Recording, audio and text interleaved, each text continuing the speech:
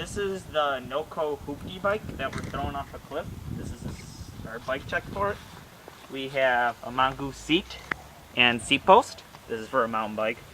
We have just some random bolts coming through here. This nice Pro Max brake neck trim that's painted green with this nice tire right here.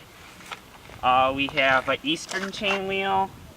We got some half links on here, right here. VP 550 pedals, mongoose cranks, a Nex filter frame, apparently. Mongoose gravity game bars with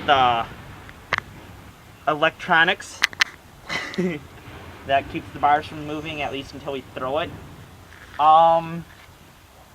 A shit-ass Razor front rim with like, we got a hole in it somewhere. Razor sucks. Yeah. Oh, and never buy kind of contact tires, you can see from the one on the back. There's our tire. These are aired up. And we have gyro brakes and 2 pegs. This is going off the cliff. It's our bike check.